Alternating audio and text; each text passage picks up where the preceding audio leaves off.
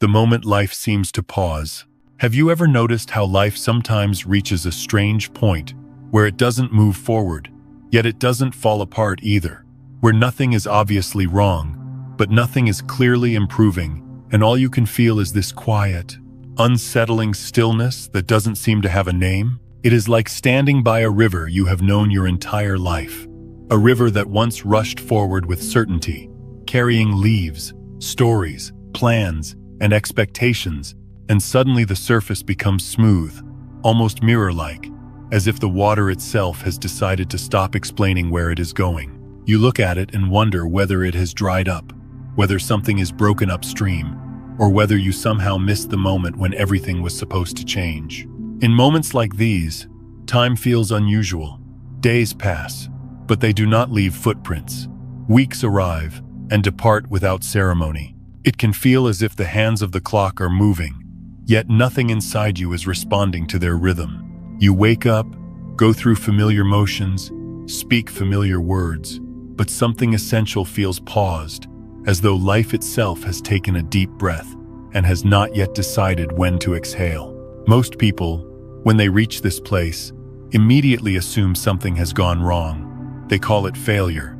They call it laziness.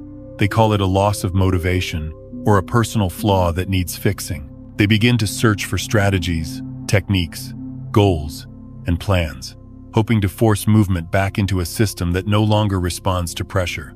And when that effort fails, the silence grows heavier, more confusing, more frightening. But what if this pause is not a mistake? What if this stillness is not life abandoning you, but life rearranging itself in ways the logical mind cannot yet recognize? There is a pattern in nature that we often forget when we judge our own experiences too quickly. Seeds do not sprout the moment they touch the soil. Rivers do not rush during every season. Even the heart rests between beats. The pause is not an interruption of life. It is part of its intelligence. When your life seems to stop responding to effort, when pushing harder no longer produces results, it is rarely a sign that you are being punished. It is more often a sign that the old way of moving is no longer aligned with who you are becoming. The system that once carried you forward is quietly shutting down, not to trap you, but to prepare you for a different kind of movement. Many people reach this phase without any dramatic external collapse. There is no crisis severe enough to justify the discomfort they feel.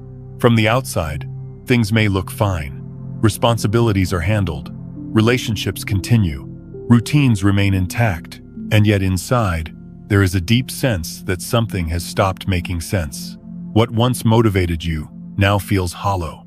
What once excited you now feels strangely distant. You are not falling apart, but you are no longer running either. This is often the moment people try hardest to return to who they used to be. They revisit old goals, old identities, old definitions of success, hoping to reignite a familiar fire.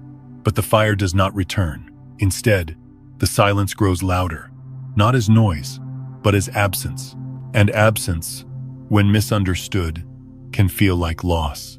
Yet this is precisely the space where a profound shift becomes possible. In the language of inner transformation, this pause is not a dead end. It is a threshold. It is the narrow space between what you were and what you are ready to become. Consciousness does not leap forward while clinging to its previous shape.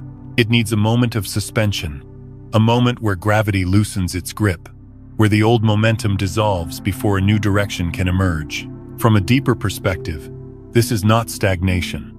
This is recalibration. Your nervous system, your emotional body, your patterns of thought are all adjusting to a frequency that cannot be accessed through effort alone.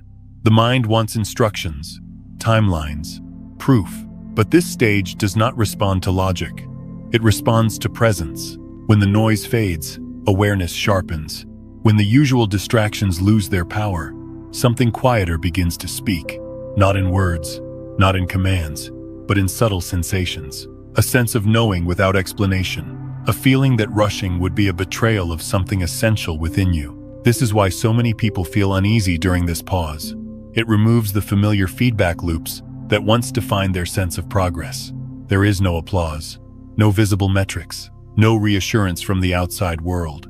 All that remains is you, face to face with your own awareness. And for many, This is the first time they are not being pushed forward by fear. Fear of falling behind. Fear of disappointing others. Fear of not being enough.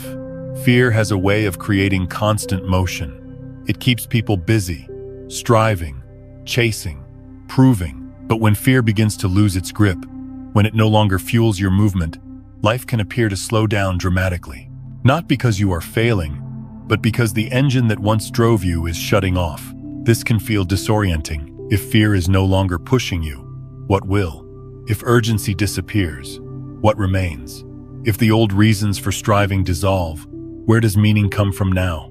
These questions cannot be answered immediately, and that is the point. This pause exists precisely because answers formed too quickly would be recycled versions of the past. The mind wants certainty, but transformation requires openness. The space before a quantum leap is not about knowing what comes next. It is about allowing yourself to not know, without rushing to fill the gap. Many people you admire, whether they speak about it openly or not, have passed through this exact territory. They describe it later as a period where everything seemed quiet, dull, or unproductive. In hindsight, they recognize it as the moment when their inner orientation shifted, when they stopped forcing life to match an old image and began listening for something deeper.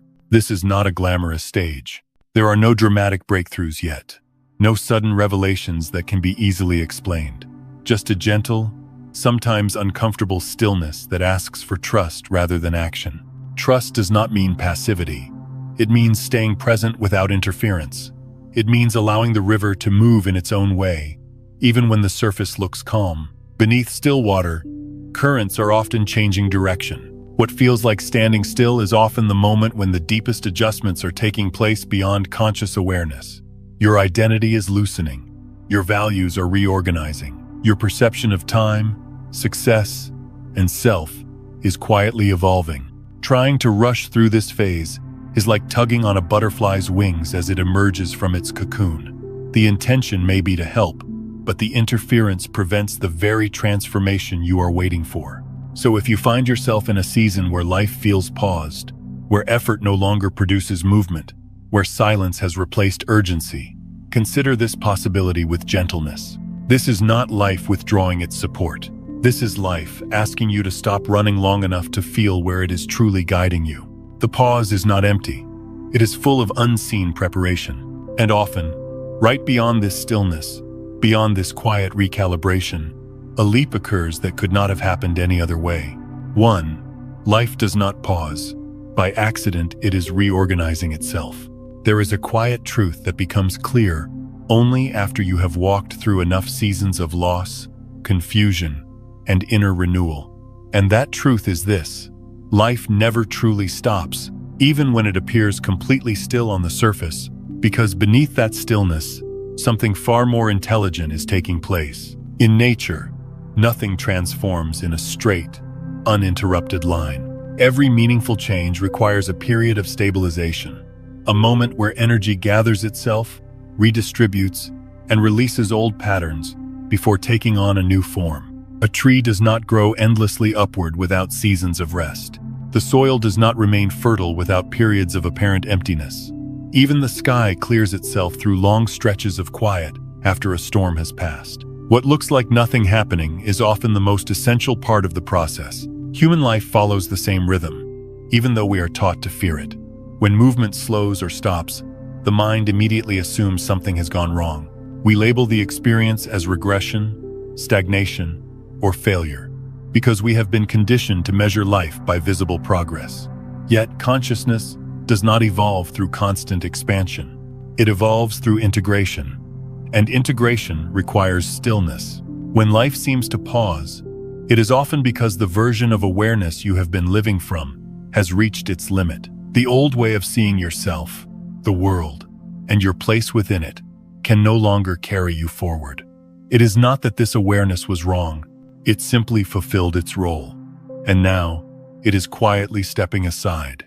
This is where the discomfort begins for most people. You feel suspended between what no longer fits and what has not yet arrived. The habits that once gave you direction lose their meaning. The goals that once motivated you no longer spark movement inside. You are not lost, but you are no longer driven in the same way.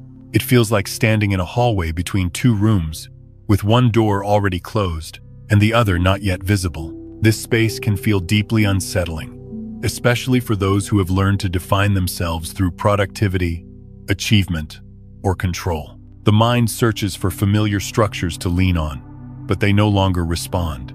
Effort feels heavier. Willpower feels insufficient. The strategies that once worked no longer produce the same results. And so the mind asks, again and again, what am I doing wrong? Yet the deeper question is not what you are doing wrong, but what is being reorganized within you. The pause exists because your internal system is shifting from one configuration of consciousness to another. The old identity, shaped by past conditioning, survival patterns, and inherited beliefs, is loosening its grip. At the same time, a new orientation has not fully taken shape. Awareness is in transition, and transition is never loud. This is the stage where many people panic and try to force clarity. They search for answers, labels, explanations, and quick solutions, hoping to bypass the discomfort of not knowing. But clarity cannot be rushed, because clarity is not created by thinking harder. It emerges when the internal noise settles enough for a deeper intelligence to be felt. The pause is not a void. It is a recalibration. Energy that was once scattered through endless doing is now being drawn inward. Attention that was once fixated on outcomes is slowly being redirected toward presence. The nervous system, long accustomed to urgency, begins to learn a different rhythm. This adjustment takes time because the body and mind must learn to feel safe without constant movement. This is why the pause often comes with fatigue, emotional sensitivity, or a sense of emptiness. It is not that you are depleted. It is that your system is no longer running on the old fuel. The adrenaline of striving, the tension of proving, the pressure of becoming someone are no longer driving you forward. And without those forces, everything feels unfamiliar. In this unfamiliarity, life is quietly asking you to release who you thought you had to be. The old consciousness was built around effort and resistance. It believed that life had to be pushed, controlled, or earned through struggle. The emerging awareness understands something simpler and far more powerful. Movement happens naturally when resistance dissolves. Growth does not require force. It requires alignment. The pause is the moment where alignment begins to replace effort. You may notice that during this time, you become more aware of your inner state than external circumstances. You begin to feel the cost of forcing yourself into situations that do not resonate. You become sensitive to environments, conversations, and expectations that drain your energy. This sensitivity is not weakness. It is refinement. Your awareness is learning to listen rather than react. This is the transitional space between two versions of yourself. The version shaped by survival is gently dissolving. The version shaped by presence has not yet fully emerged. And so, for a time, there is quiet. There is uncertainty. There is a sense of being unmoored. But this is not emptiness. This is preparation. Just as the caterpillar dissolves its old structure before becoming something entirely new, consciousness must let go of its previous form before a deeper expression can arise. This dissolution does not look productive. It does not follow a timeline, and it cannot be explained to someone who has not experienced it. From the outside, it may look like nothing is happening. From the inside, everything is changing. This is why life seems to pause right before a quantum shift. The system needs to release old coherence before establishing a new one. The old patterns must lose their momentum so that a different order can take shape. This cannot happen while you are still clinging to who you were. The pause teaches patience, but more importantly, it teaches trust. Trust not in circumstances, but in the intelligence of life itself. It asks you to remain present without demanding immediate answers, to stay open without rushing to conclusions, to allow yourself to be in transition without self-judgment. This is not passive waiting. It is conscious allowing. When you stop fighting the pause, when you stop trying to label it as something negative, something subtle begins to shift. The stillness becomes less threatening. The silence becomes more spacious. And within that space, a new orientation quietly forms. You begin to sense movement not as urgency, but as readiness, not as pressure, but as clarity. And when that movement comes, It does not feel forced. It feels inevitable. Life never pauses to punish you. It pauses to reorganize you. And when the reorganization is complete, when the new coherence settles into place, movement resumes naturally, effortlessly, like a river that no longer strains against its own current, but flows forward simply because that is its nature. 2. When everything becomes quiet, that is the moment the ego loses control. There is a particular kind of silence that does not feel peaceful at first, a silence that unsettles the body and unsettles the mind because it arrives without warning and without explanation. And this silence often appears at the exact moment when there is nothing left to chase, nothing left to fix, and nothing left to prove to anyone, including yourself. For most of our lives, movement has been our refuge. Doing has been our safety. Action has been the way we reassure ourselves that we exist, that we matter, that we are moving somewhere meaningful. We wake up with a sense of purpose defined by tasks, roles, expectations, and responsibilities. And even when those things exhaust us, they give the ego something familiar to hold on to. They provide a script. So when life grows quiet, not because everything is resolved, but because the old momentum has simply faded, a deep unease begins to surface. There is suddenly no clear direction demanding your attention, no urgent problem calling for immediate action, no role that needs to be performed to earn approval or security. And in that absence, the ego begins to panic. The ego has never been comfortable with stillness. It survives on comparison, achievement, identity, and narrative. It needs movement in order to maintain the illusion of control. As long as there is something to strive for, something to defend, or something to improve, it can remain in charge. But when silence enters, when life no longer responds to effort in the same way, the ego loses its reference points. This is when the discomfort intensifies. You may feel restless without knowing why. You may feel anxious, even though nothing is objectively wrong. You may feel an urge to distract yourself, to fill the quiet with noise, entertainment, information, or unnecessary projects, simply to escape the feeling of not knowing who you are supposed to be right now. This is not weakness. This is conditioning revealing itself.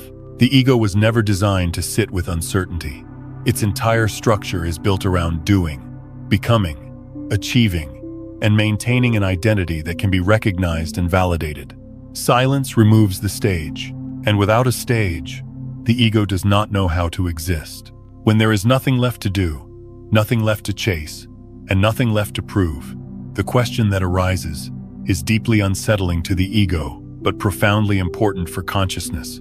Who are you when you are not performing? For many people, this question is avoided at all costs. They rush back into busyness. They create artificial urgency. They manufacture problems just to feel useful again. They return to old patterns not because those patterns are aligned, but because they are familiar.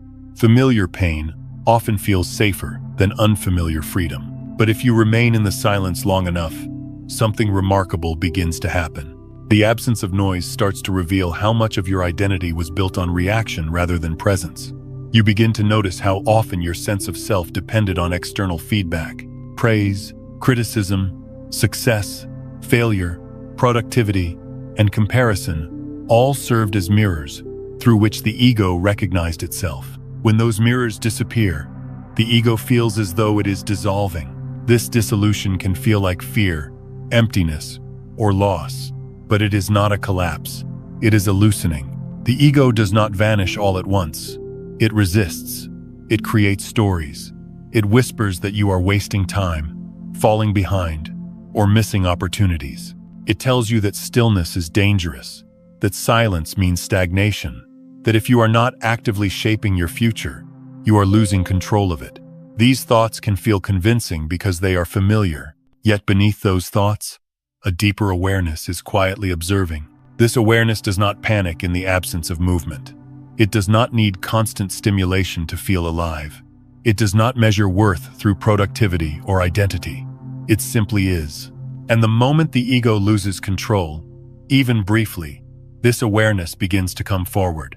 This is the beginning of an inner shift. You may notice that your reactions soften. Things that once triggered you no longer carry the same charge.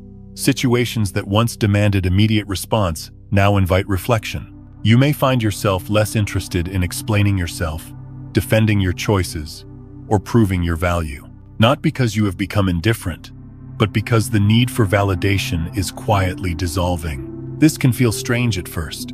Without the familiar push of ambition or fear, you may wonder what will motivate you now.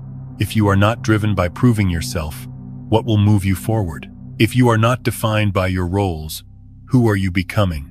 These questions cannot be answered by the ego, and that is precisely why the silence exists. The quiet is not empty. It is revealing. It reveals how much effort was spent maintaining an identity that no longer serves you. It reveals how deeply you were conditioned to equate worth with output. It reveals how little space there was in your life for simply being. When the ego loses control, it feels like losing ground.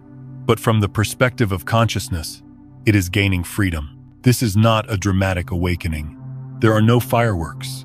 There is no sudden clarity that explains everything. Instead, there is a subtle reorientation, a sense that you no longer need to rush, a feeling that you are allowed to pause without collapsing, a realization that life does not need to be constantly managed in order to unfold. The ego interprets silence as danger because silence removes its authority, but awareness recognizes silence as home. This is why so many spiritual traditions point towards stillness, not as an escape from life, but as a doorway into deeper alignment. Stillness strips away what is unnecessary. It reveals what remains when effort ceases. It allows truth to surface without force. In this stage, you may feel as though you are between identities.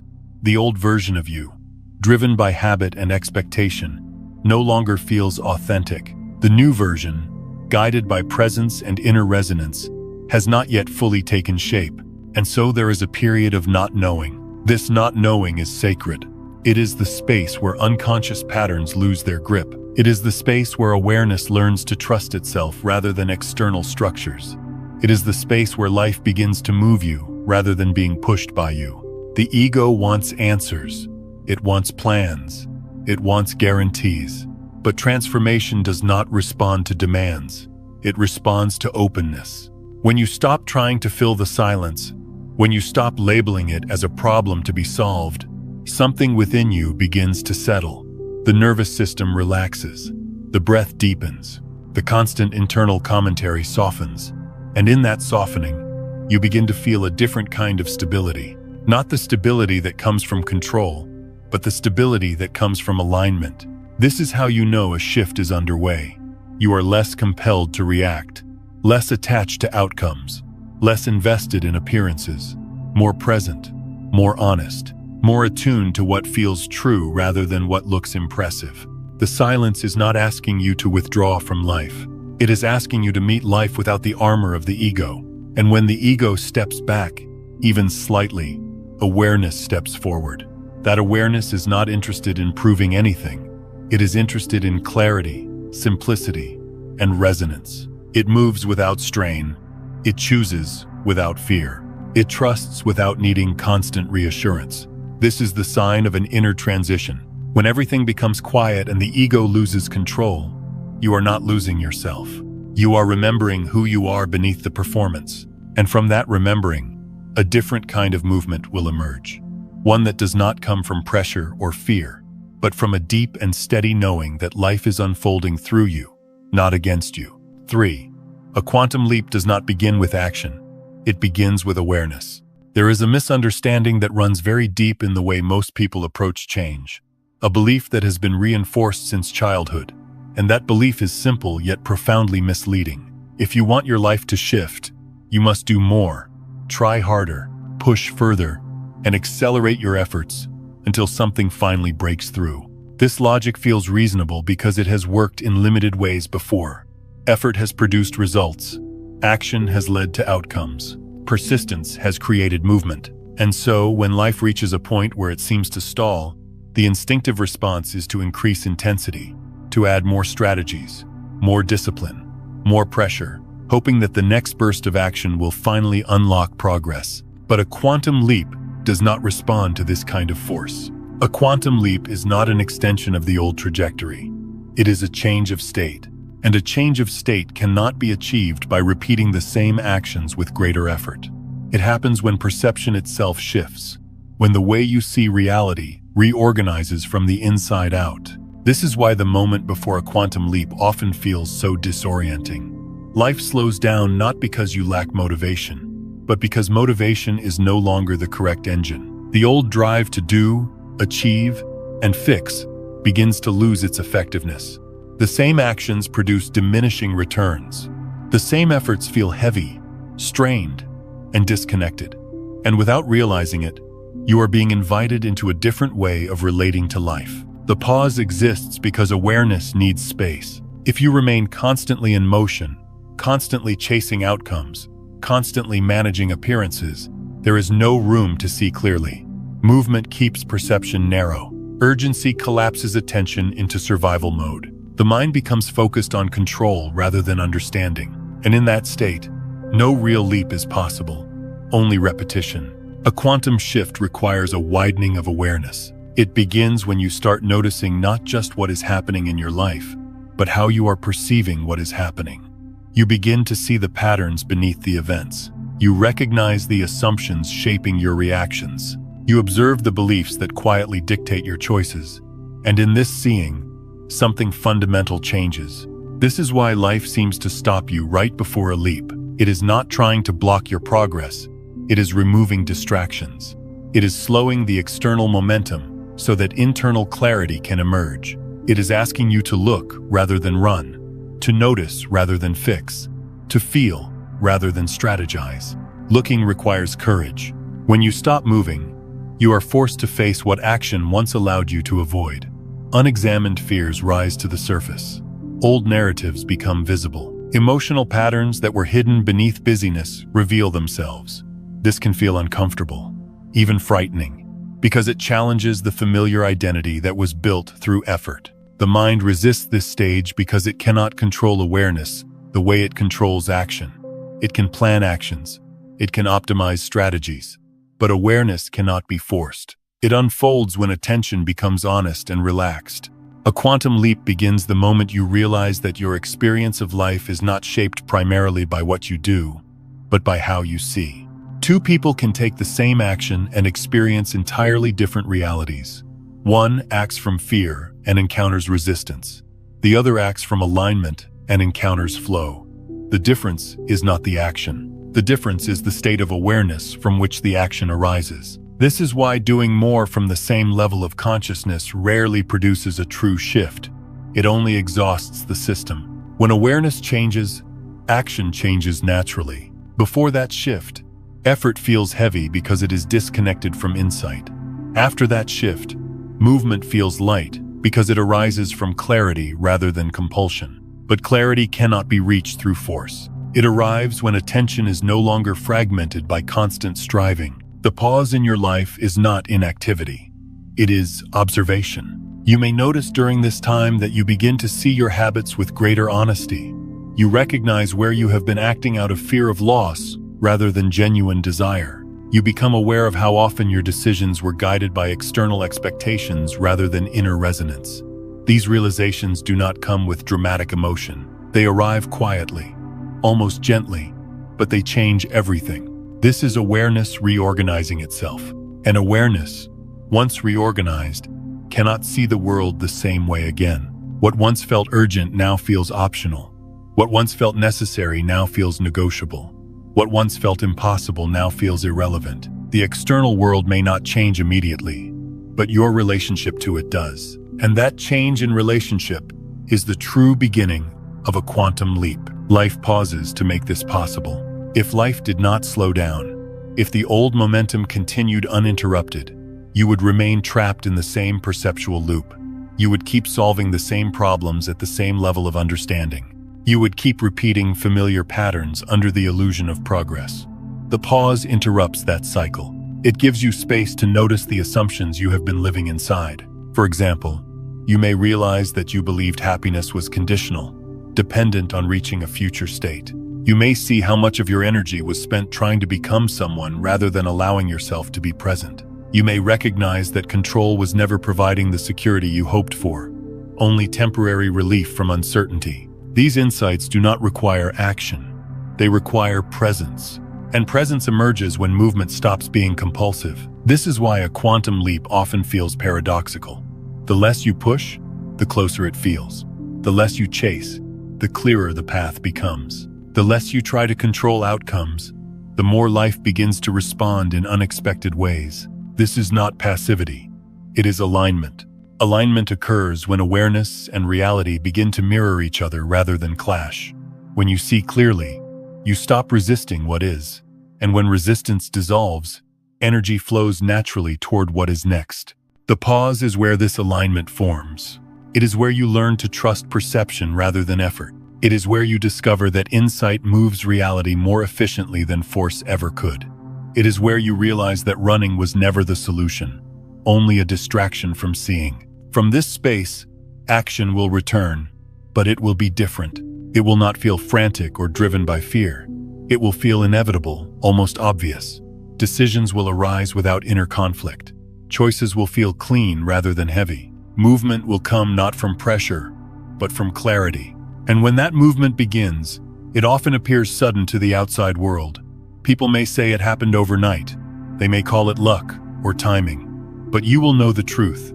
The leap began long before the visible change.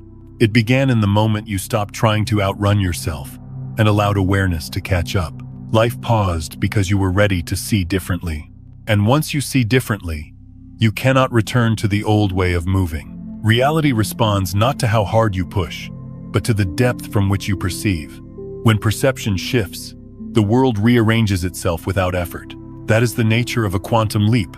It does not begin with action. It begins with awareness, quietly waking up to itself. 4.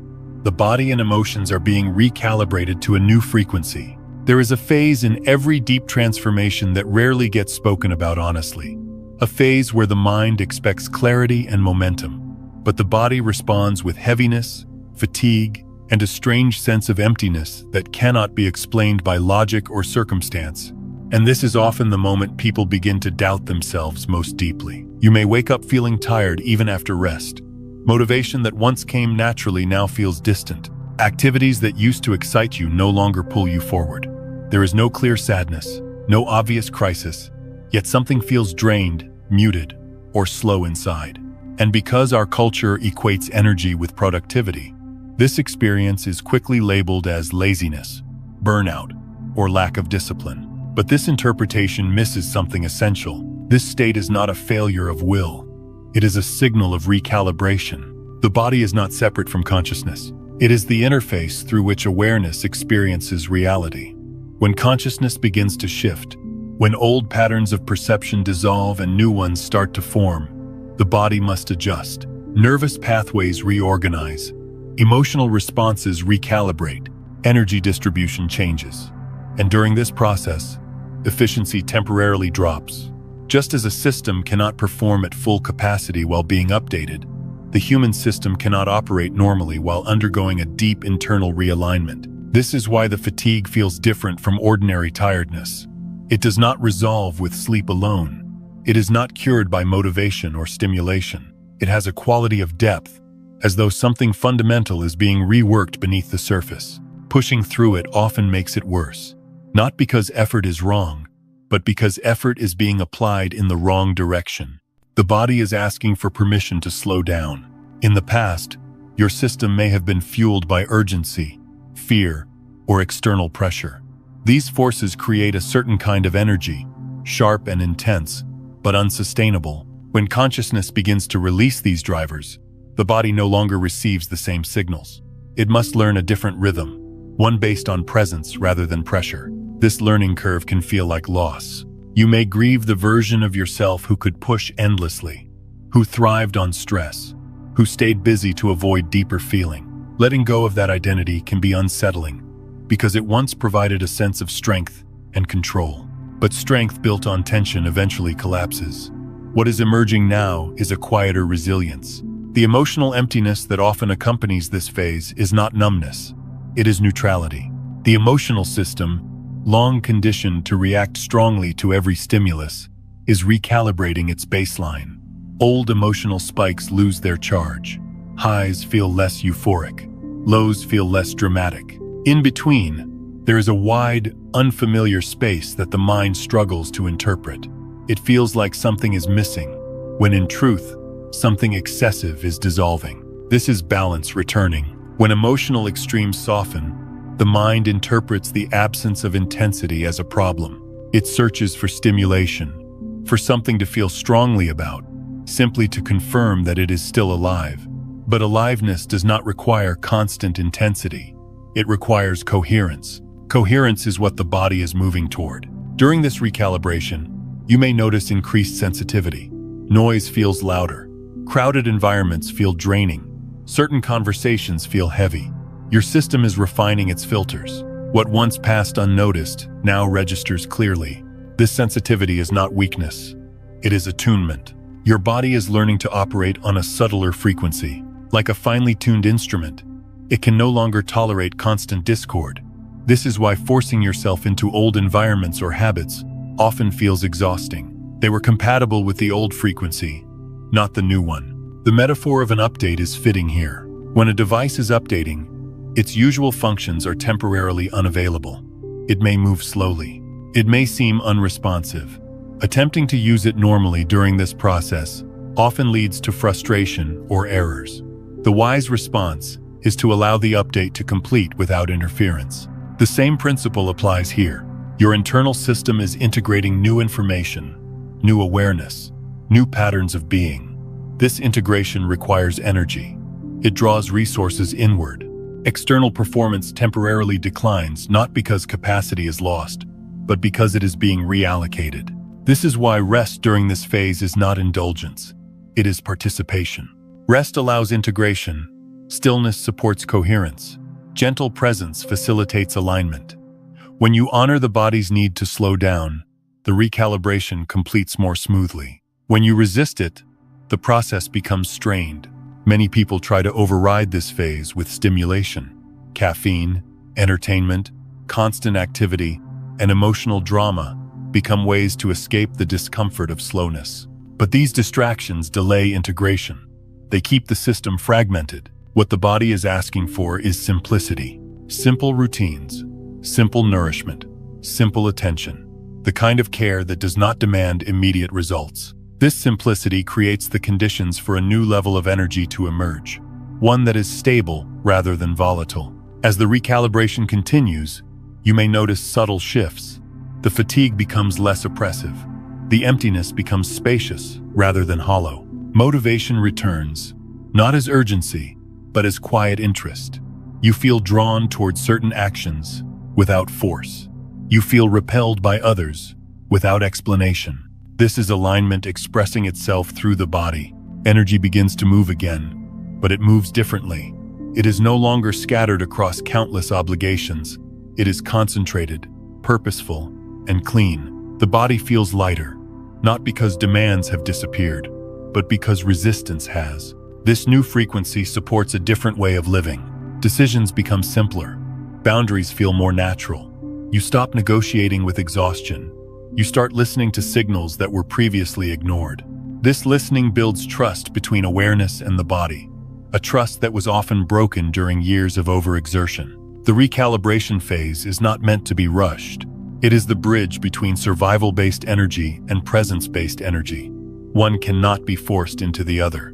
The body must be allowed to release old tensions at its own pace. If you are in this phase now, it may help to remember that nothing is wrong with you. You are not falling behind.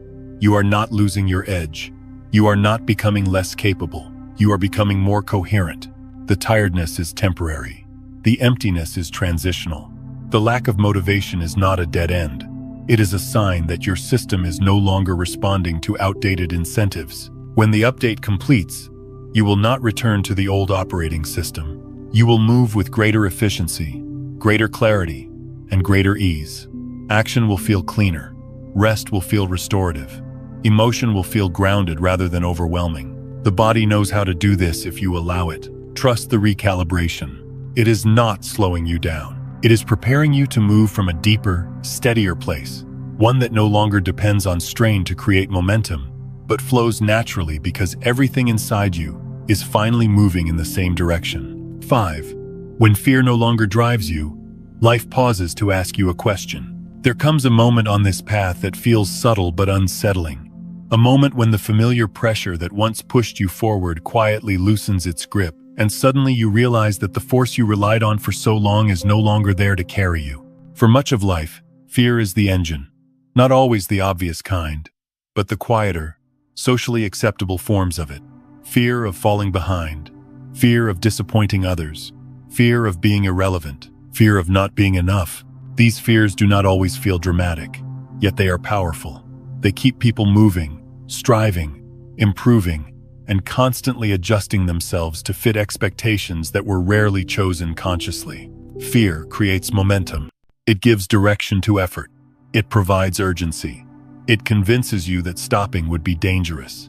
And as long as fear is strong enough, life appears to move smoothly, because there is always something to run toward or away from. The system feels functional, even productive, until one day, it does not. At some point, often after years of inner work, exhaustion, or quiet honesty with yourself, fear loses its authority. It no longer motivates in the same way. The threats it once whispered no longer feel convincing. The rewards it promised no longer feel meaningful. And when fear can no longer push you forward, something unexpected happens. Life slows down. This slowing is not a punishment. It is a pause of inquiry.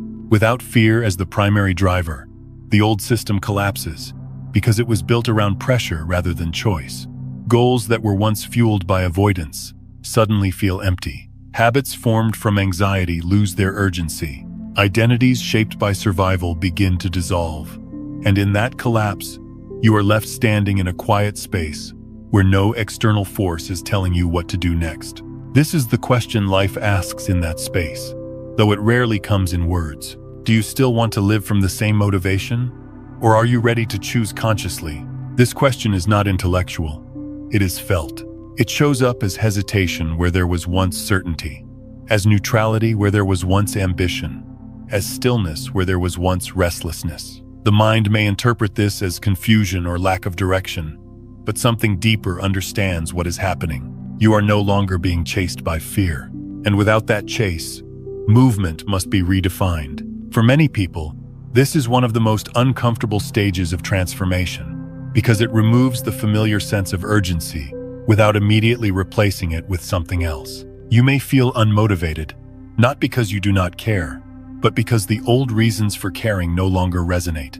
You may feel disconnected from goals that once defined you, not because you failed, but because they were built on a foundation that is no longer stable. The system that once organized your life depended on fear to function. When fear weakens, that system cannot sustain itself. It falls apart quietly, not with drama, but with indifference. And indifference can feel frightening. The ego interprets this as danger. It says you are losing direction, losing ambition, losing your edge. It warns that without pressure, you will stagnate, fall behind, or become insignificant. These thoughts can feel convincing because fear was once associated with survival.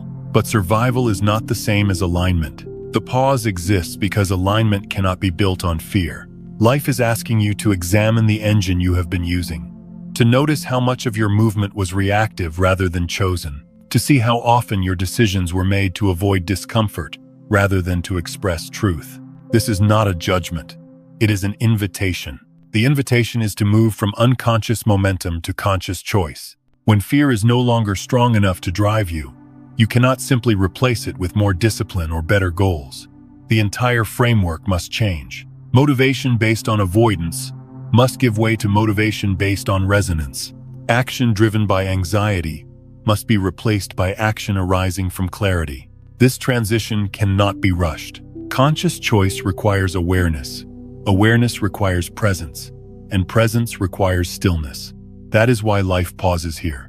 It creates space for you to feel into what is actually true for you, without the noise of urgency distorting the signal. In this space, you may discover that some desires you thought were yours were actually inherited. Some ambitions were borrowed. Some dreams were shaped by fear rather than inspiration. Seeing this can feel disorienting, even painful, because it challenges the story you told yourself about who you are. But this seeing is liberation. When fear collapses, it leaves behind a vacuum. And that vacuum is not meant to be filled immediately. It is meant to be felt. In feeling it, you begin to recognize a quieter motivation emerging, one that does not shout, threaten, or demand. This motivation does not come with adrenaline. It comes with calm interest. It does not push. It invites. It does not promise safety or approval. It offers coherence. This is the motivation of conscious choice. Choice feels very different from compulsion. Compulsion is tense. Choice is spacious. Compulsion narrows attention. Choice expands it. Compulsion is driven by what you are afraid to lose. Choice is guided by what feels true to express. But to choose consciously, you must be willing to stand still without fear as a crutch.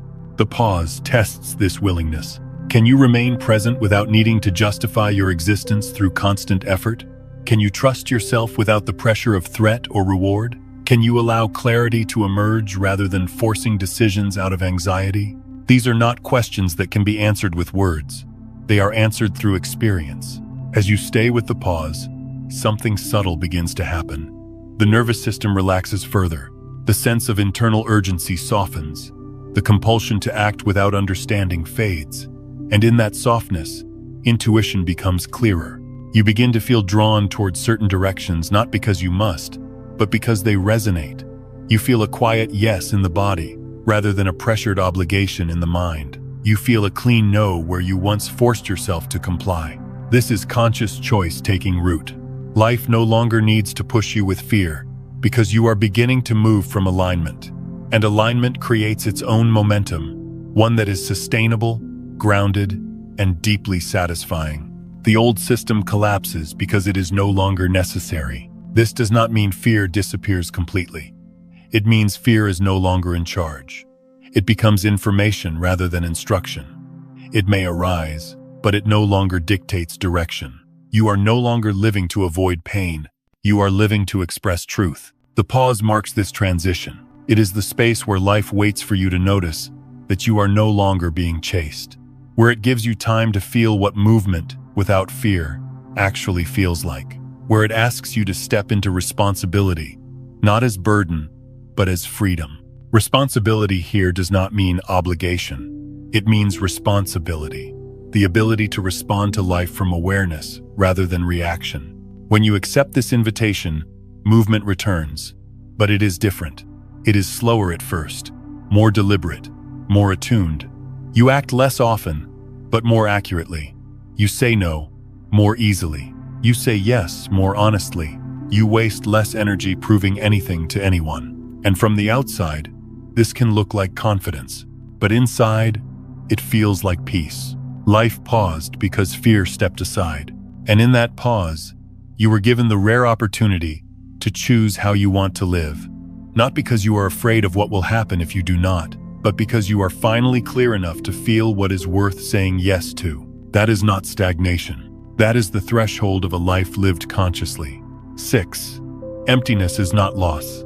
It is space for what is new. There is a moment in every deep transformation where something familiar disappears, and what remains feels unsettling, not because it is painful, but because it is empty. And this emptiness is often misunderstood as loss, regression, or failure, when in truth it is one of the most important stages of renewal. We are rarely taught how to relate to emptiness with trust.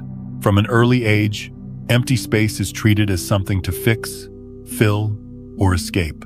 Silence is uncomfortable. Pauses feel awkward. Stillness feels unproductive. So when emptiness appears inside us, when motivation fades, identity loosens, and old desires fall away, the instinct is to rush toward anything that will restore a sense of fullness. But emptiness is not a mistake. In the physical world, space is not the absence of something meaningful. It is the condition that allows everything else to exist. At the most fundamental level, matter itself arises from vast fields of apparent nothingness. What looks like emptiness is actually potential, a field where form has not yet collapsed into definition. The same principle applies within consciousness. When the old structures of meaning withdraw, when the familiar stories no longer hold you together, what remains can feel like a void. But this void is not empty of intelligence. It is empty of the old. And that distinction changes everything. Loss feels heavy. Emptiness feels open. Loss contracts the body. Emptiness, when allowed, expands awareness. When something that once defined you no longer feels present, the mind quickly labels the experience as deprivation. It says something is missing. It says you need to replace what is gone. It urges you to find something new to attach to, something familiar enough to stabilize identity. But what if nothing is missing? What if the old forms are simply stepping aside because they have completed their role? When the old withdraws, it leaves behind space. And space is not meant to remain unused. It is meant to allow something else to emerge, something that could not appear while the space was occupied. In nature, this principle is everywhere. A forest clears before new growth takes root. A tide pulls back before it returns. A breath empties before it fills again. The emptying is not a problem to solve. It is part of the rhythm. Within you, emptiness serves the same function. When old ambitions lose their pull, when old identities no longer motivate, when old emotional patterns dissolve, the resulting space can feel disorienting because there is nothing immediate to replace them. And that delay is crucial. If the space were filled too quickly, the same patterns would simply repeat themselves in a new form. This is why life often asks you to sit with emptiness longer than feels comfortable. It is not withholding something from you. It is protecting the emergence of something new. If you rush to fill the space with distractions, new goals, new roles, or borrowed desires, you collapse potential back into familiarity. You trade transformation for continuity. You miss the leap because you chose comfort over openness. Emptiness is where reconfiguration happens. In this space, awareness is no longer constrained by old definitions. You are not who you were, but you are not yet who you are becoming. The mind dislikes this ambiguity because it cannot categorize it. It cannot measure progress. It cannot assign value. And so it calls the space empty. But this space is fertile. It is fertile precisely because nothing has claimed it yet. In this emptiness, you may notice that you are less reactive, less invested in proving anything, less attached to outcomes. This is not indifference. It is spaciousness. There is room now to respond rather than react, to choose rather than default. This is the condition required for a true shift. If the old were still present, there would be no room for the new. If your life were still full of the same motivations, the same fears, the same identities, awareness would have no space to reorganize itself. The emptying is what makes reorganization possible. This is why the emptiness often arrives after fear loosens its grip. Fear kept things full of urgency, full of noise, full of tension. When fear fades, the structures it supported collapse, and what remains is space. This space can feel lonely if you expect it to behave like fullness. You may notice that conversations feel shallow, routines feel hollow, and familiar pleasures feel muted. Not because something is wrong with them, but because they were calibrated to an earlier version of you. Your system is no longer resonating at that frequency. Trying to force resonance where it no longer exists creates suffering. Allowing the emptiness to be what it is creates freedom. The mind wants to interpret emptiness as a problem to be solved. But emptiness is not asking for solutions. It is asking for permission. Permission to exist without immediate explanation. Permission to remain undefined. Permission to let awareness settle into a new configuration without interference. When you grant this permission, the emptiness begins to change. It stops feeling hollow and starts feeling spacious. Instead of absence, you sense openness. Instead of loss, you sense possibility. This shift does not come from effort. It comes from acceptance.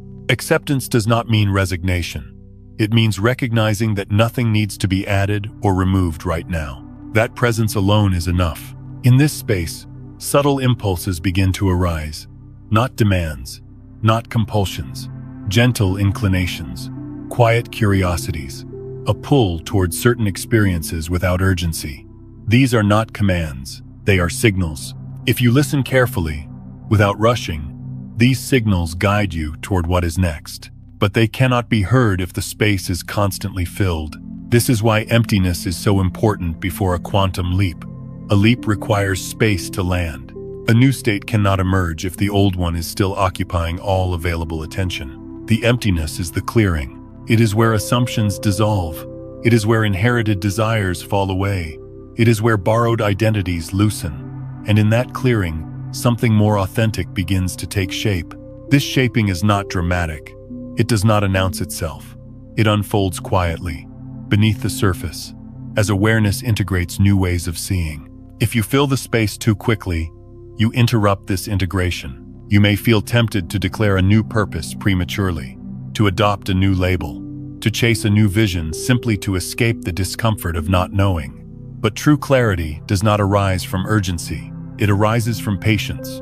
Patience allows depth. Depth allows coherence. And coherence allows movement that does not fracture you. The emptiness teaches you how to be with yourself without leaning on external structures. It teaches you how to rest in awareness rather than identity. It teaches you how to trust life without demanding immediate reassurance. These lessons are subtle, but they are foundational. When the new begins to emerge, it will feel different from anything you have known before. It will not feel like striving. It will not feel like proving. It will not feel like compensation for loss. It will feel natural, obvious, and quietly aligned. And you will know that it could not have emerged if the space had not been protected. So if you are in a season of emptiness now, if you feel as though something has ended but nothing has begun, resist the urge to rush past it. Do not treat the space as a problem to fix. Treat it as an invitation to remain open, an invitation to trust potential, an invitation to allow the new to arrive in its own time. Emptiness is not the absence of life. It is life making room for itself to take a new form. And if you honor that space, if you do not rush to fill it with what you already know, you may find that what emerges carries a depth, clarity, and ease that effort alone could never create. That is not loss. That is preparation for a leap that requires space in order to exist. 7. You are not stuck. You have stepped outside the old momentum. There is a feeling many people struggle to describe during this stage. A feeling that sounds like being stuck but does not quite behave like it. Because nothing is obviously blocking you, yet nothing seems to pull you forward either. And the confusion comes from mistaking the absence of momentum for failure. Being stuck and stepping outside momentum are not the same experience, but they feel similar to a mind that has been trained to equate movement with worth. When you are truly stuck, there is friction. There is resistance. You want to move, but something external or internal actively prevents it. There is pressure without progress, effort without flow. Being stuck feels heavy because energy is pushing against an obstacle. What you are experiencing now feels different. There is no clear obstacle. There is no intense resistance. Instead, there is a strange neutrality. You are not being pulled forward, but you are also not being pushed backward. You are simply not being carried the way you once were. And because you have lived most of your life inside momentum, this absence feels unfamiliar and unsettling. Momentum is powerful, but it is not always conscious. For years, perhaps decades, your life moved along tracks laid down by habit, conditioning, expectation, and survival. You woke up, reacted, decided, acted, and repeated. Choices were made quickly, often automatically, because the direction was already set. Even change happened within familiar boundaries. You may have changed jobs, relationships, or locations, but the underlying rhythm remained the same. That rhythm is inertia. Inertia keeps things moving in the same direction unless something interrupts it. It feels like progress because there is motion. But motion alone does not guarantee alignment. It only guarantees continuity. When that inertia breaks, it feels like standing still. The habits that once decided for you no longer do. The automatic responses lose their grip. The old routines no longer propel you. And without realizing it, you have stepped off the tracks that carried you for so long. This moment rarely feels empowering at first. Without momentum, the mind does not know how to orient itself. It scans for familiar signals, old incentives, old fears, old rewards. When they do not respond, the mind concludes that something must be wrong. It calls the experience stagnation. It says you are stuck, but being stuck implies confinement. What you are experiencing is openness. You are not trapped inside a pattern. You are no longer being dragged forward by it. The familiar force that once decided your next step is gone, and with it, the illusion of certainty. What remains is choice. and choice feels like stillness when you are not used to it. This is why stepping outside old momentum can feel uncomfortable. Inertia provided direction without requiring awareness. Now, awareness is required. You can no longer rely on habit to carry you. You must feel your way forward. Feeling is slower than reacting. Feeling asks for presence rather than speed. It asks you to notice what resonates instead of defaulting to what is expected. And because this way of moving is new, it feels like standing still even when something profound has already shifted. The old rails are gone. You may notice this most clearly in small moments. You pause before responding where you once reacted automatically. You hesitate before committing where you once rushed. You question routines that once felt unquestionable. These pauses are not indecision. They are awareness interrupting habit. Habit feels like flow because it requires no attention. Awareness feels like stillness because it requires presence. When you leave momentum behind, the familiar sensation of being carried disappears. The body is no longer flooded with the chemical signals of urgency and repetition. Without those signals, movement feels slower, quieter, less dramatic. But that does not mean it is absent. It means it is intentional. The mind often misinterprets this intentional slowness as lack of progress because it is used to measuring movement by speed rather than accuracy. But accuracy matters more when you are no longer trying to outrun yourself. This stage is often accompanied by self-doubt. You may wonder whether you have lost your drive, your ambition, or your edge. You may compare yourself to others who seem to be moving quickly and conclude that you are falling behind. But comparison only makes sense inside shared momentum. You are no longer inside that system. You are not racing on the same track. You have stepped off entirely. And standing off the track looks like standing still to those who are still running. What has actually happened is that you are no longer being unconsciously propelled. You are no longer moving simply because that is what you have always done.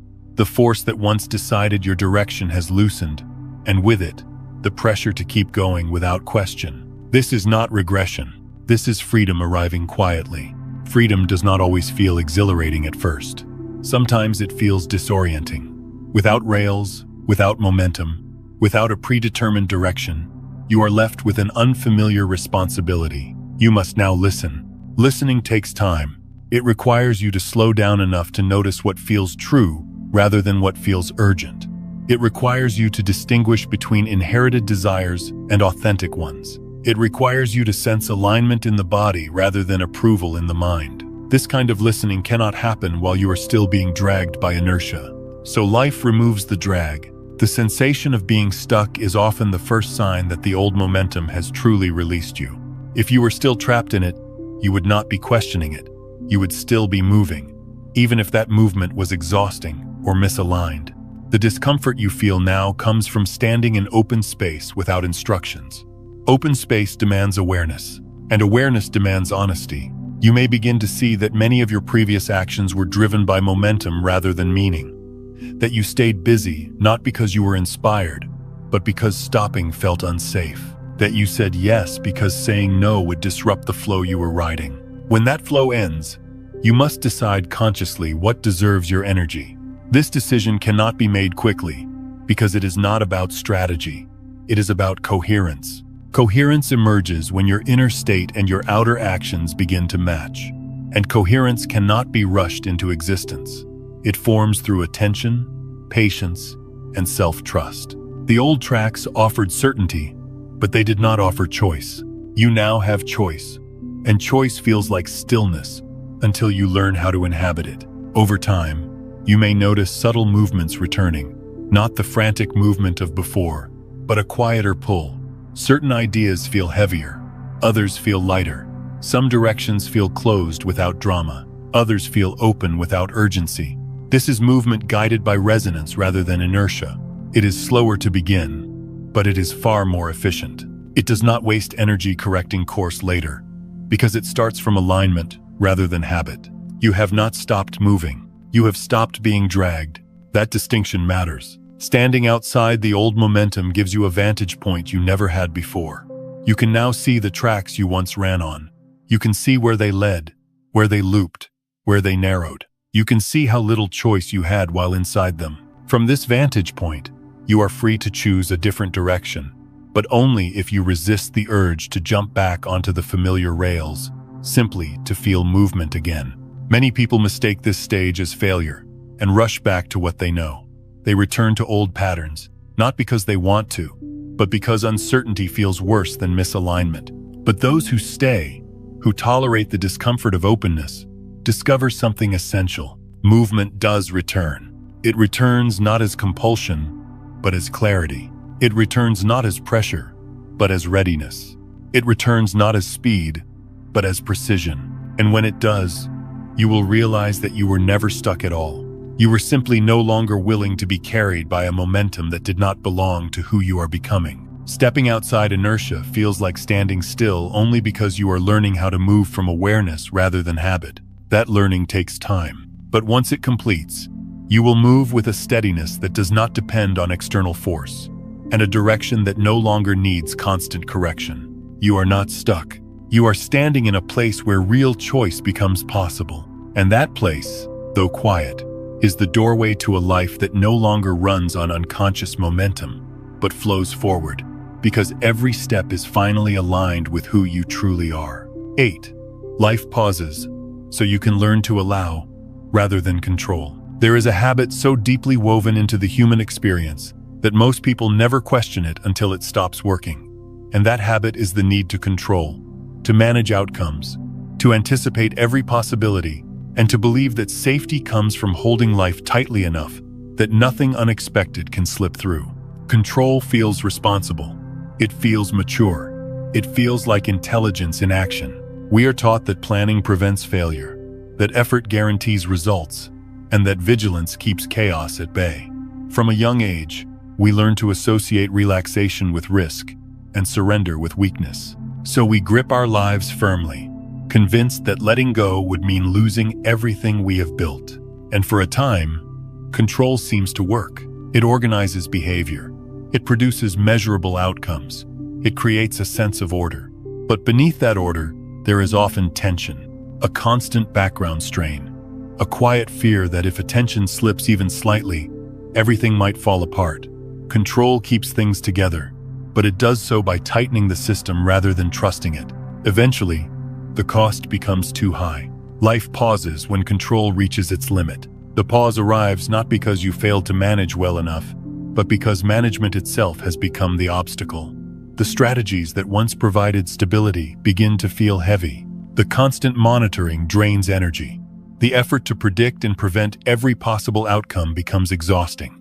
And suddenly, the familiar levers no longer respond. This is deeply unsettling for the controlling mind. When life no longer reacts predictably to effort, the instinct is to apply more force, more planning, more discipline, more pressure.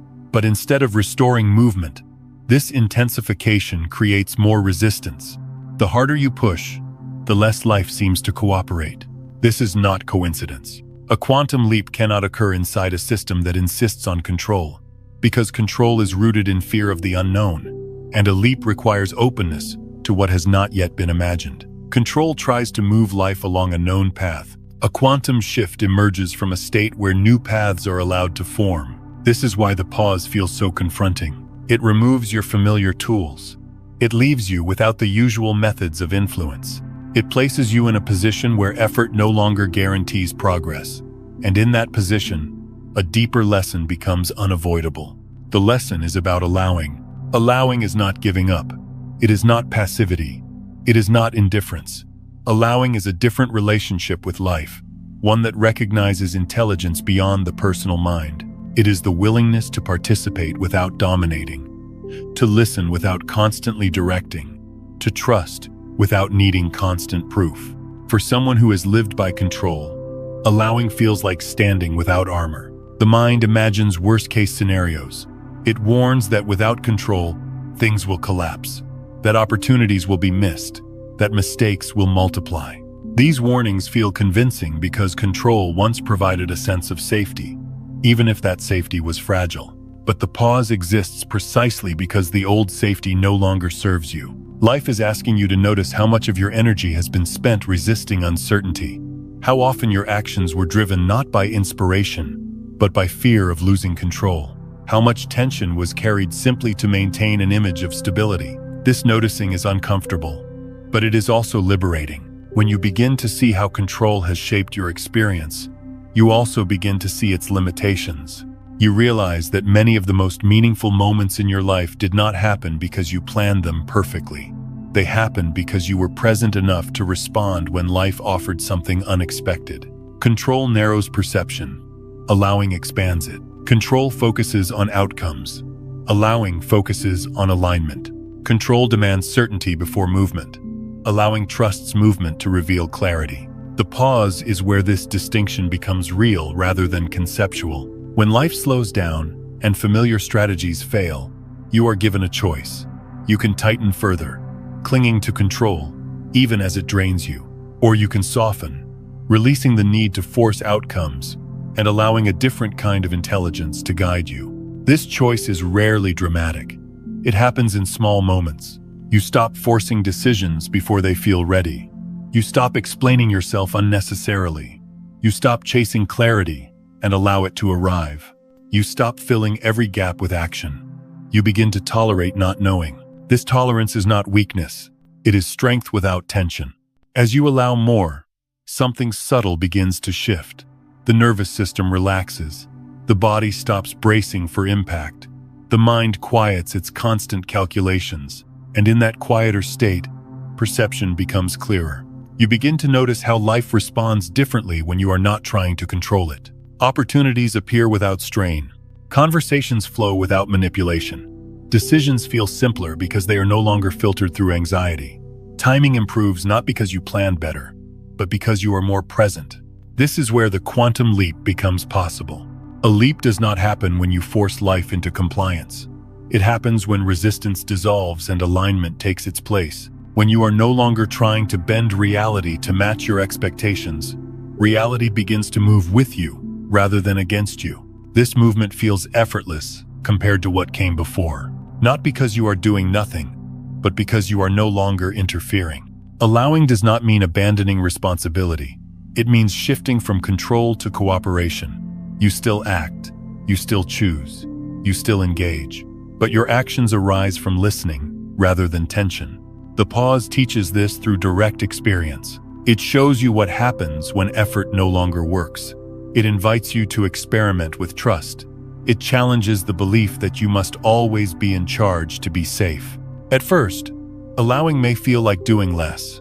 You may worry that you are becoming passive, but over time, you notice that the energy you save by not controlling becomes available for what actually matters. Creativity returns.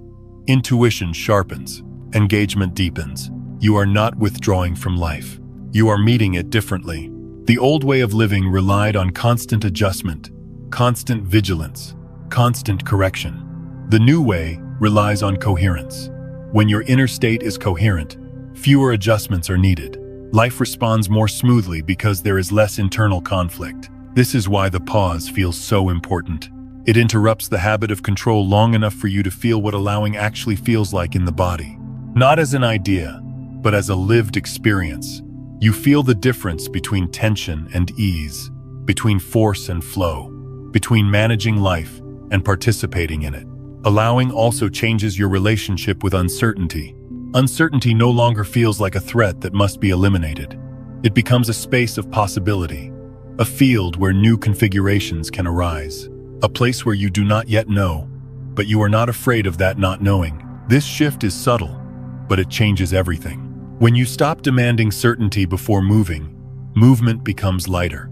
When you stop trying to control outcomes, outcomes begin to surprise you in ways control never allowed. When you stop gripping life, life meets you with a gentler rhythm. The pause is the classroom where this lesson is taught. It does not come with instructions. It comes with experience, with moments where you try to control and feel resistance, and moments where you allow and feel ease. Over time, the contrast becomes undeniable. You learn, not because someone told you, but because your body recognizes truth. Allowing feels different. It feels like breathing without effort, like walking without strain, like being carried by a current rather than swimming against it. It does not mean you never swim.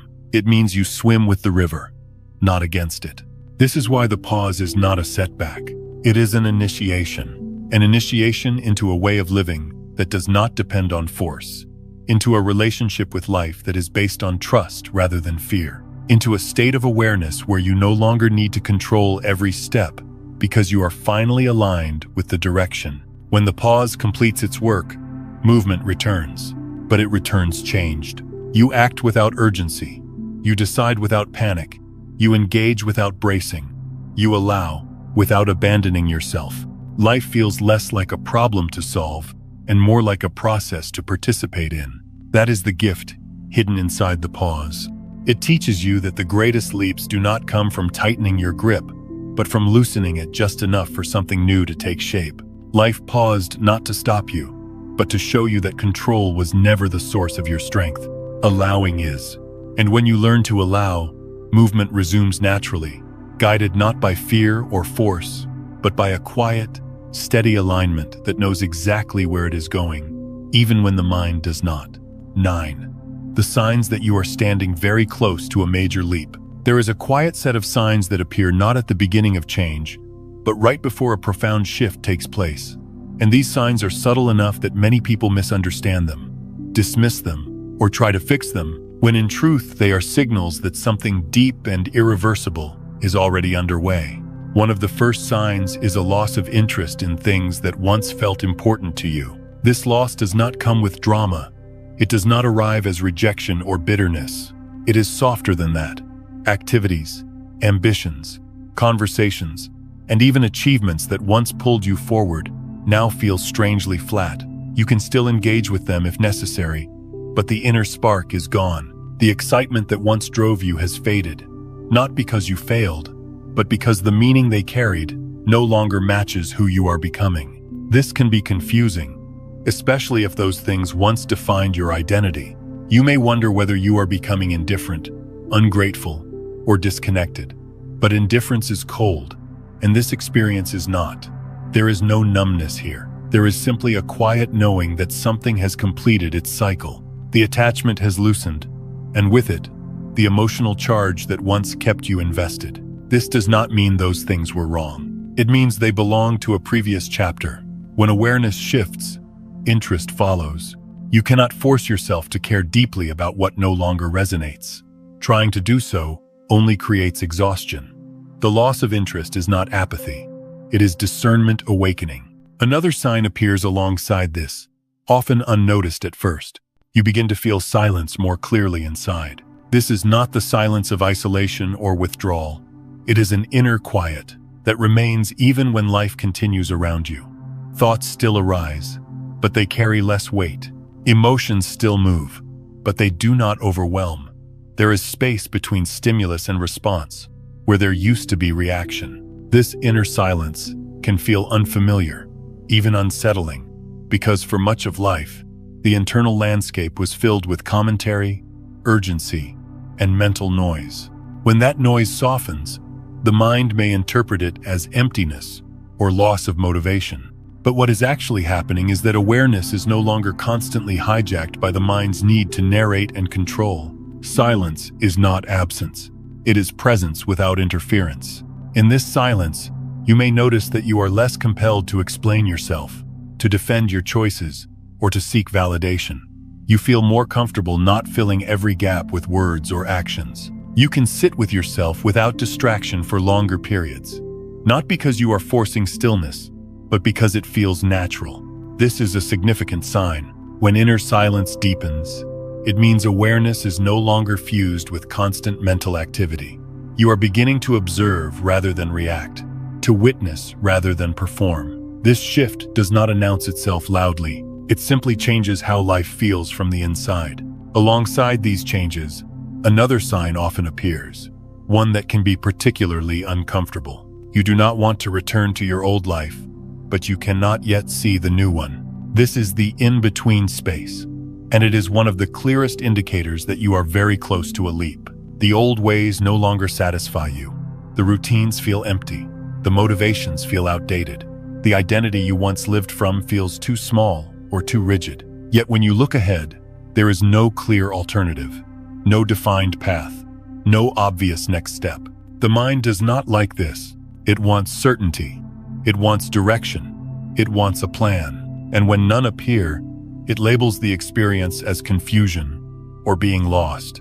But this state is not confusion. It is transition. You have stepped out of the old structure, but the new structure has not yet formed.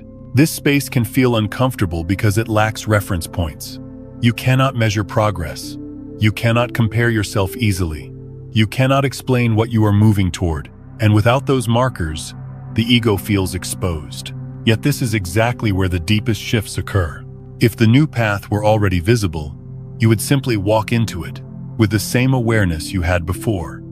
But a quantum leap requires a different orientation. It requires you to let go of knowing long enough for perception itself to change. This is why life does not reveal the next chapter too early. It waits until you are no longer trying to recreate the old one. Another sign that often accompanies this stage is a subtle sense of irreversibility. Even though nothing dramatic has happened externally, you feel that you cannot go back.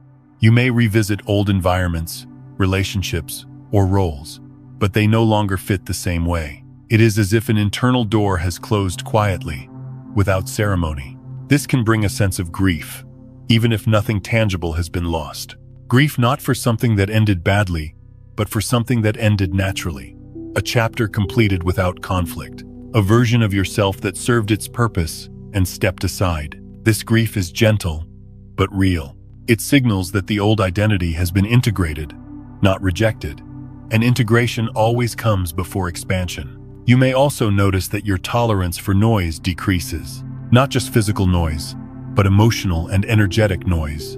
Drama feels exhausting. Superficial conversations feel heavy. Environments that once felt stimulating now feel draining. This is not judgment. It is sensitivity increasing. Your awareness is tuning itself more finely, like a radio shifting frequencies. What once sounded clear now sounds distorted. What once blended into the background now stands out sharply. This sensitivity is not meant to isolate you. It is meant to guide you toward coherence. As you approach a leap, alignment matters more. Your system no longer has the capacity to sustain misalignment for long periods. When something is off, you feel it quickly. When something resonates, you feel it deeply. This responsiveness is a sign that awareness and the body are working together more coherently.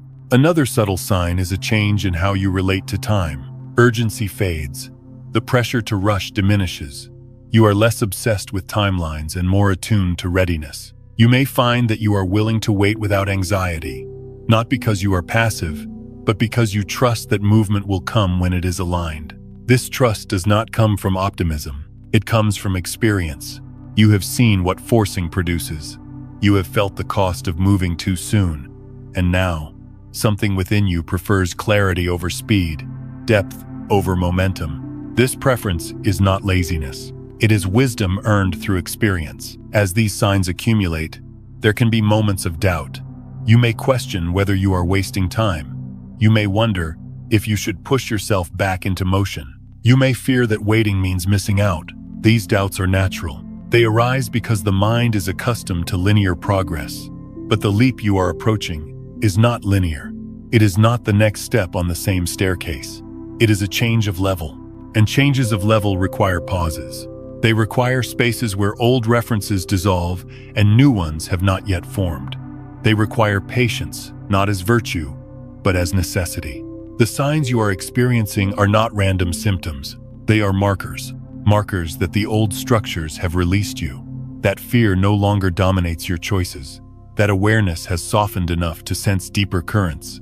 That identity has loosened enough to allow reconfiguration. The quiet inside you is not emptiness. It is readiness. The lack of interest in old pursuits is not loss of passion. It is redirection. The inability to see the new path is not failure of vision. It is protection from premature certainty. If you are in this place now, it may help to stop asking what you should do next and start noticing what no longer asks for your energy. Withdrawal is as informative as attraction. What falls away is making room for what belongs. You do not need to force the next chapter into view.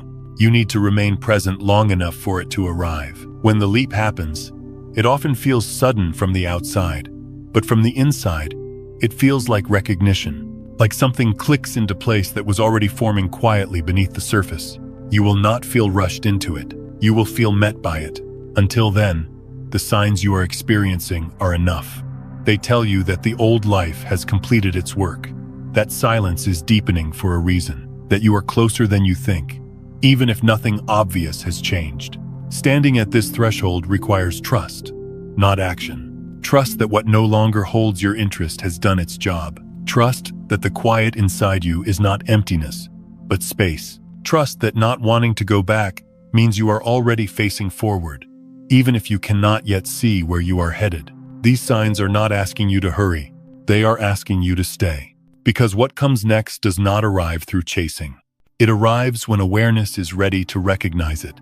And when it does, the leap will not feel like a leap at all. It will feel like stepping into a life that has been quietly preparing itself inside you all along. 10. The only thing needed in this phase. Stay and listen. There is a moment in this journey where the most important movement is not forward, not upward, not outward, but inward and still.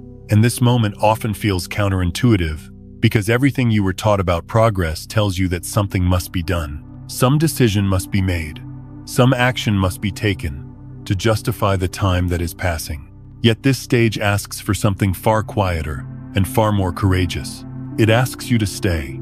Staying does not mean waiting in frustration or holding your breath for life to resume.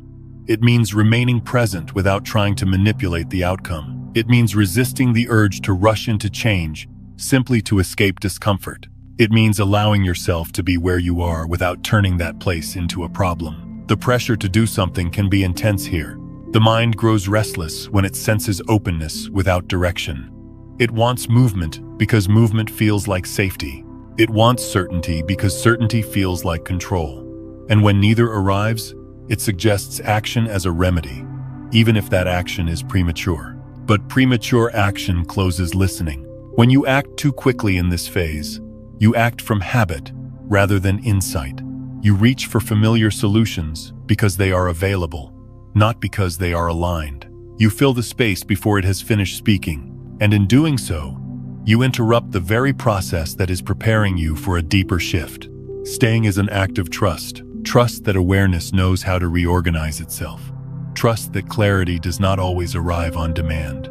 Trust that life is not idle simply because you are not forcing it forward. Listening begins when urgency softens. Listening is not straining for answers or scanning constantly for signs. It is a gentle attention to what is already present. It is noticing how the body feels in different environments. It is sensing which thoughts feel heavy and which feel light. It is observing subtle changes in mood, interest, and energy without needing to label them immediately. This kind of listening is delicate. It requires you to slow down enough to notice small shifts that would otherwise be drowned out by activity. A slight sense of ease in one direction, a quiet resistance in another, a recurring curiosity that does not demand attention but does not disappear either. These signals are not loud. They do not announce themselves with urgency. They appear softly, often repeatedly, waiting to see whether you are present enough to notice. Staying allows these signals to gather strength. When you remain with the present moment without forcing resolution, something inside you begins to settle. The nervous system relaxes further. The constant background tension eases. The impulse to escape uncertainty weakens. And in that relaxation, perception becomes more refined. You start to notice that not all movement is visible. Tiny internal adjustments are taking place. Old assumptions lose their grip. Certain fears no longer feel compelling. Some desires quietly fade, while others begin to form without pressure. These changes are subtle, but they are cumulative. Presence amplifies them. The more present you are, the clearer the signals become. The clearer the signals become, the less you need to force decisions. Choice begins to arise naturally, rather than being manufactured through effort. This is why staying is not passive. It is active awareness. It is the discipline of not interfering. It is the willingness to remain open rather than filling the space with noise. It is choosing curiosity over control. In this phase, it can be helpful to let go of the idea that you must know what comes next before you can relax. Knowing comes after listening, not before. If you demand certainty too soon, You return to the old pattern of control, and control is what this phase is gently dissolving. Staying also means allowing emotions to move without interpretation. Feelings may rise and fall without clear stories attached to them. Sadness may appear without an obvious cause. Calm may arrive unexpectedly. Irritation may surface briefly and then pass. None of this needs immediate explanation. Emotions in this stage are not instructions, they are information. When you stay with them without reacting, they complete their movement. They pass through rather than getting stuck. And as they pass, they leave behind clarity that thinking alone could never produce. Listening also involves noticing what drains you. In this phase, misalignment becomes obvious quickly. Certain conversations feel exhausting. Certain obligations feel heavier than before. Certain environments no longer support your energy. This is not intolerance. It is awareness, sharpening. Staying present allows you to recognize these signals without guilt. You do not need to justify why something no longer fits. You only need to notice that it does. Listening teaches you to trust that noticing. At the same time, you may become aware of subtle nourishment. Moments of quiet feel restorative. Simple routines feel grounding. Being alone feels different than it used to. Not lonely, but spacious. These experiences are not dramatic, but they are telling. They tell you what your system needs now. Presence is what allows these messages to be received. When you rush to change your life before listening fully, you often recreate the same patterns in a new form. The external details shift, but the internal orientation remains unchanged. That is not a leap. That is repetition. The leap requires a different quality of awareness. This awareness is cultivated through staying. Staying does not mean you will never act. It means action will arise from clarity rather than pressure. It means movement will come from resonance rather than fear. It means when you do step forward, you will do so without second guessing, because the step will feel internally coherent. This coherence is built quietly. It is built in moments where you choose to remain present instead of distracting yourself, where you notice discomfort without immediately fixing it, where you allow questions to exist without rushing to answer them. These moments do not look productive, but they are foundational. Just as the ground must settle before a structure can stand securely, awareness must settle before a true shift can occur. If the ground is still shifting and you try to build on it, instability follows. Staying allows the ground to settle. Listening allows the new foundation to reveal itself. As you practice staying, you may notice a subtle confidence emerging. Not the confidence of certainty, but the confidence of trust. A sense that you do not need to rush. A knowing that clarity will come when it is ready. A feeling that life is not withholding anything from you. This confidence does not announce itself. It shows up as patience without frustration, as openness without anxiety, as willingness without desperation. From this place, you become less concerned with what you should do and more attuned to what feels true. The difference is profound. What feels true carries energy. What feels forced drains it. Listening teaches you to tell the difference. When the leap begins to take shape, it will not arrive as a command. It will arrive as recognition, a quiet sense of readiness, a feeling that a particular direction is now available in a way it was not before. You will not need to convince yourself. You will not need to rush.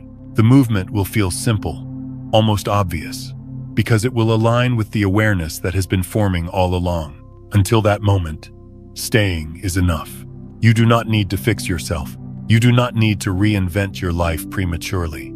You do not need to prove that you are progressing. Your presence is doing the work. Presence is what allows the deeper intelligence within you to reorganize, to integrate what has been released, and to prepare what is coming next. Without presence, the process becomes noisy and fragmented. With presence, it becomes elegant. Staying also teaches humility.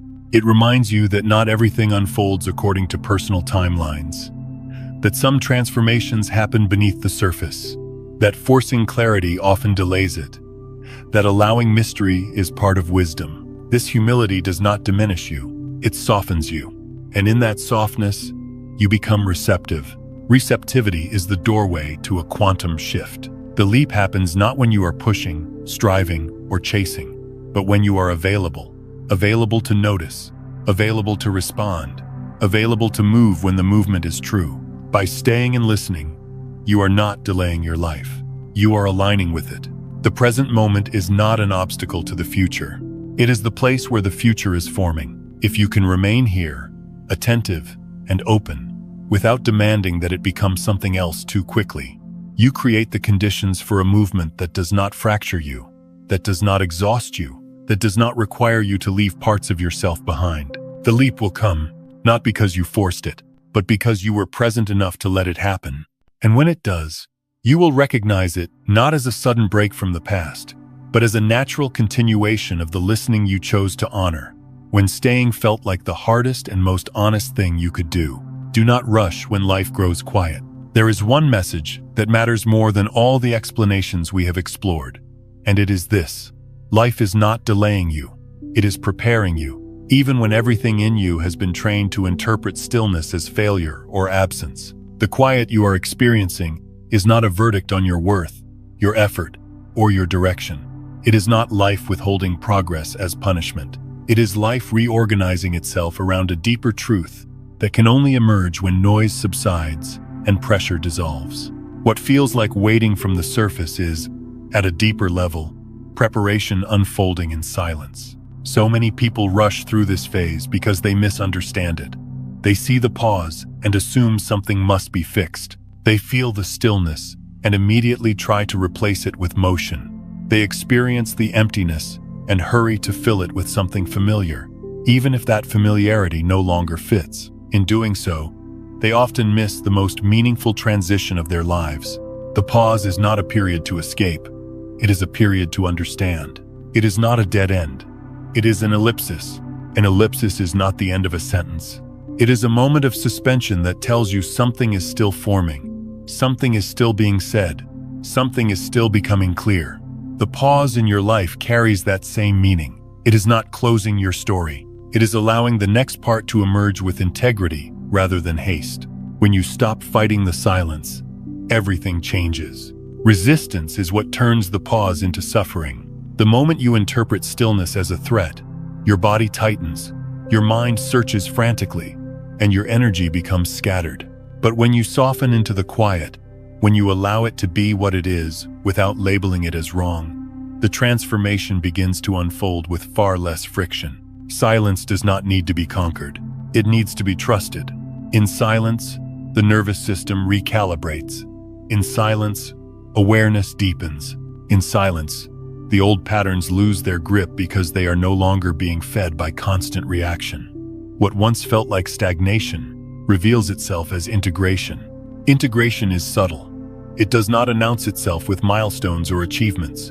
It happens quietly, as awareness settles into a new configuration. You may not notice it day by day, but over time, you realize that your relationship with yourself has changed. Your reactions soften. Your choices feel cleaner. Your sense of urgency fades. Your trust in life strengthens without needing explanation. This is the work of the pause. The more you allow it, the more gently it carries you. The pause becomes painful only when you demand that it be something else. When you insist on answers before they are ready. When you pressure yourself to move simply to prove that you are still progressing. When you measure your worth by motion rather than alignment. But alignment does not shout. It whispers, and whispers can only be heard when you stop running. If your life feels as though it has slowed to a standstill, if the familiar paths no longer call to you, if the future feels undefined and the past feels complete, take this as a sign not of loss, but of proximity. You are closer than you think. Closer to a version of yourself that does not rely on struggle to move forward. Closer to a way of living that does not depend on fear to create momentum. The quiet is not empty. It is full of signals. Signals that your system is releasing what no longer belongs. Signals that your awareness is refining itself. Signals that you are no longer willing to live from borrowed motivations or inherited urgency. Signals that the old ways have done their work and are stepping aside with dignity. When you honor these signals, the transition becomes smoother. You stop trying to force clarity, and clarity finds you. You stop chasing direction, and direction reveals itself. You stop gripping life, and life begins to move with you rather than against you. This is not magic. It is coherence. Coherence emerges when you are no longer divided between what you feel and what you think you should feel, between what you sense and what you believe you must do. The pause allows these internal fragments to come back into alignment, and when alignment is restored, movement resumes naturally. The most important thing to remember is that this kind of movement does not look dramatic at first. There is no loud announcement, no sudden transformation that demands recognition. Often, the quantum leap happens quietly, in a moment that feels almost ordinary. A realization settles, a decision feels obvious, a direction opens without force, and suddenly, you are moving again, but not in the old way. You are not pushing, you are responding, you are not striving, you are aligning. From the outside, it may look as though nothing extraordinary happened. From the inside, everything has changed. This is why those who have walked this path rarely speak about the leap as a breakthrough. They speak about it as a remembering, a return to something simple and true that was always present beneath the noise. The leap does not take you somewhere unfamiliar. It brings you home to yourself, and home does not need to be earned. It only needs to be recognized. If you find yourself wanting reassurance right now, wanting to know when things will move again, wanting a sign that you are not wasting time, let this be that reassurance. The pause you are in is not accidental. It is not random. It is not a mistake. It is purposeful, even if its purpose cannot yet be articulated. Life does not pause the unready. It pauses those who are close enough to hear what comes next. When you are truly lost, life is loud. When you are truly misaligned, life pushes hard. When you are truly far from yourself, distractions multiply. But when you are near a deep shift, life grows quiet. It grows quiet because it no longer needs to shout. It grows quiet because you are finally listening. So do not rush to define this phase. Do not pressure yourself to explain it to others. Do not abandon it because it feels uncomfortable. Stay with it long enough to feel its intelligence. Allow the silence to do its work. Allow the integration to complete. Allow yourself to not know without collapsing into fear. In doing so, you are not delaying your life. You are allowing it to unfold with precision rather than force. And when the next movement comes, it will not feel like an escape from stillness. It will feel like a continuation of it. The quiet will move with you. The presence will remain. The clarity will deepen rather than fade. That is how you know the leap was real. It did not take you away from yourself. It brought you closer. So if your life is quiet right now, if the world seems to be holding its breath, do not rush to fill the space. Trust that something is being prepared within you that could not arrive through effort alone. The quantum leap you are waiting for is not loud. It does not arrive through striving.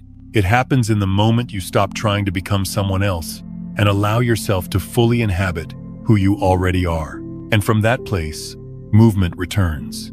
Not as pressure, not as fear, not as obligation, but as a natural expression of a life that no longer needs to be forced forward. That is not the end of your journey. It is the beginning of a truer one.